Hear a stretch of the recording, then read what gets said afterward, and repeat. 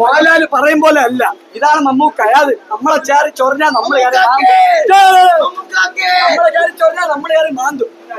മലയാള സിനിമയിൽ ലോക സിനിമയിൽ നിറങ്ങി എല്ലാ വേഷങ്ങളും ചെയ്യാത്ത വേഷങ്ങളില്ല, എല്ലാം തകർത്താടി ഉന്മാദിച്ച് അറുമാദിക്കുക.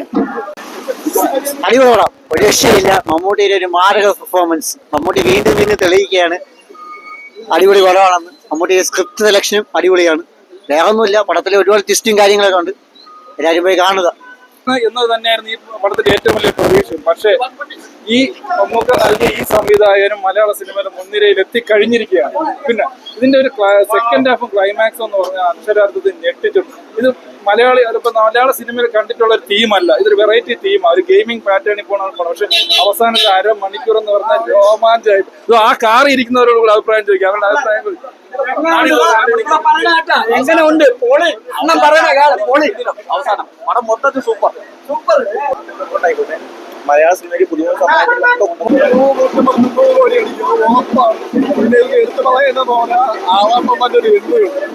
പുള്ളിയിലൊരു എനിക്ക് ഭയങ്കര രോമാഞ്ചം കിട്ടും.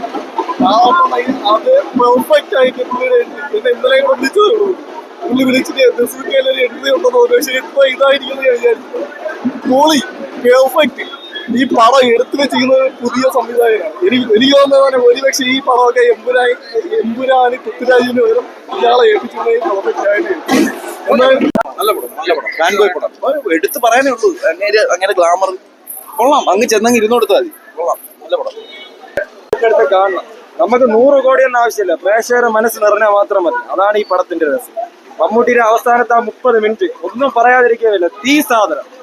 പകരം വെക്കാൻ വയ്യ, എണീച്ചെന്ന് ആലോചിച്ചു പോയി. ആ 30 മിനിറ്റ് നമ്മൾ സന്തോഷത്തോടെ എനിക്ക് പറഞ്ഞത് പടം കണ്ട്. ആള് പോലും തിയേറ്ററിൽ സീറ്റിൽ ഇരുന്നില്ല. അതെന്നത് വരെ സിനിമ ഒരു പറയാലോ സൈലന്റ് മോഡിൽ പോയി. അവസാന 1/2 മണിക്കൂർ ജനം ആർത്തു ഉല്ലസിച്ച് മമ്മൂക്കയുടെ അഴിഞ്ഞാട്ടം. കാരണം അദ്ദേഹം ഏത് ലെവലിലാണ് ഇത്രയും ഏജായിട്ട് പോകുന്നത് ഒരു പിടിയില്ല, ഒരു രക്ഷയില്ല. കാരണം ഓരോ മാനസ് അവസാന ക്ലൈമാക്സിൽ നടന്നു വരുന്ന ഒരു സീൻ പറയാൻ ഒരുപാട് സീനുണ്ട്. മുമ്പ് നമ്മൾ പറയുന്നത് വിക്രമിന്റെ അന്യൻ കണ്ടിട്ടൊക്കെ നമ്മളിങ്ങനെ പല അഭിപ്രായം പറയുന്നത്. ഇനി ഒന്നും അല്ല. കാരണം ഇദ്ദേഹം വേറെ ലെവലിൽ പറയാൻ വാക്കുകളില്ല, വേറെ ലെവൽ അഴിഞ്ഞാട്ടം. അവസാന 1/2 മണിക്കൂർ ഒരു രക്ഷയില്ല. മനുഷ്യൻ എന്താ ചെയ്തു വെച്ചേക്കുന്ന ഒരു ഐഡിയ കിട്ടില്ല. ഗംഭീര മൂവി, എല്ലാവരും കാണേണ്ട ഒരു മൂവി, സൂപ്പർ. ഇതുവരെ കണ്ടതിൽ വെച്ചിട്ട് ഒരു വെറൈറ്റിയുടെ സ്റ്റോറി ലൈനായിരുന്നു. മമ്മൂട്ടി ഒരു രക്ഷയില്ലായിരുന്നു. എന്താ പറയാ, age is just A number. അത് വീണ്ടും വീണ്ടും പുള്ളി തെളിയിച്ചുകൊണ്ടിരിക്കുകയാണ്.